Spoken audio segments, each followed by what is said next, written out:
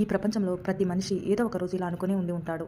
నేను దేవుణ్ణి ఎంతగా ప్రార్థిస్తున్నాను, ఎంతగా నమ్ముతున్నాను, కానీ నాకు కావాల్సిన మాత్రం ఎందుకు దొరకడం లేదు అని. కొందరు అనుకుంటారు దేవుడు నన్ను పట్టించుకోవడం లేదు అని. మరి కొందరు అనుకుంటారు నా ప్రార్థనలో ఏదైనా లోపం ఉందా అని. కానీ నిజంగా మనం చెప్పే మాటలు దేవుడు వింటాడా? లేక మనం అడిగే విధానంలోనే తప్పుందా? ఈరోజు మనం ఒక చిన్న కథ ద్వారా ఈ ప్రశ్నలన్నిటికీ సమాధానం తెలుసుకుందాం. ఒక చిన్న గ్రామంలో రామయ్య అనే వ్యక్తి ఉండేవాడు. అతడు చాలా మంచి భక్తుడు. ప్రతిరోజు ఉదయం గుడికి వెళ్లి దేవుని ముందు కూర్చొని ప్రార్థించేవాడు. అతని ప్రార్థన ఒక్కటే, దేవుడా నాకు కొంచెం డబ్బులు ఇవ్వు, నా కష్టాలన్నీ తీరిపోతాయి అని.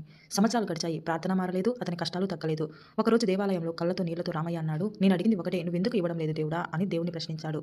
అప్పుడు అదే గుడిలో కూర్చొని ఉన్న ఒక పెద్దాయన రామయ్య మాటలు విని, నువ్వు దేవుని ఏం అడుగుతున్నావు అని అడిగాడు. అప్పుడు రామయ్య డబ్బు, సంపద, సుఖం అని సమాధానమిచ్చాడు. అందుకు ఆ పెద్దాయన నవ్వుతూ, నీవు దేవుని పండ్ల చెట్టును అడుగుతున్నావు, కానీ నీ చేతిలో విత్తనం లేదు అన్నాడు. రామయ్యకి ఏమీ అర్థం కాలేదు. మళ్ళీ ఆ పెద్దాయన చెప్పాడు, దేవుడు నీకు ఇవ్వాలంటే ముందు నీవు కష్టపడాలి కదా. నీవు కష్టపడకుండా దేవుడు దయచేస్తాడు అని ఎదురు చూస్తే అది భక్తి కాదు, నిర్లక్ష్యం అవుతుంది. నీవు చేసే పనిని నీ శక్తి అంతా పెట్టి చెయ్యి, దాని ఫలితం దేవుడి చేతిలో పెట్టాలి, అప్పుడే మంచి ఫలితం వస్తుంది అన్నాడు. అప్పుడు రామయ్య తలవంచుకున్నాడు.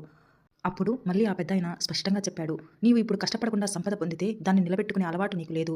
పని చేయడం నేర్చుకోకముందే ఫలం వస్తే ఆ ఫలం నీకు శిక్ష అవుతుంది తప్ప రక్షణ అవ్వదు. దేవుడు ఇవ్వడం ఆపడం కాదు, నిన్ను పనికి అలవాటు చేస్తున్నాడు అని. మన ప్రయత్నం ప్రార్థనగా మారిన రోజు దేవుడు తప్పక సహాయం చేస్తాడు అని. అప్పుడు రామయ్యకి బాగా అర్థమయ్యింది. అప్పుడు రామయ్య ఆ పెద్దాయనకు కృతజ్ఞతలు చెప్పి ధైర్యంగా ఇంటికి బయలుదేరాడు.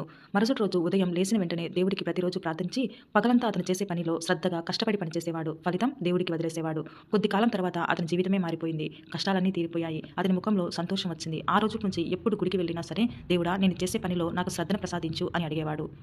దేవుడు మన పని చేయడు, మన పనికి మన ప్రయత్నానికి సాక్షిగా ఉంటాడు. కాబట్టి గుర్తుపెట్టుకోవాలి, పని మనది, ఫలితం దేవుడిది. ఈ మాటలు మీకు నచ్చినట్లయితే మన ఛానల్ని సబ్స్క్రైబ్ చేసుకోండి. ఈ వీడియోని లైక్ చేయండి. Thank you.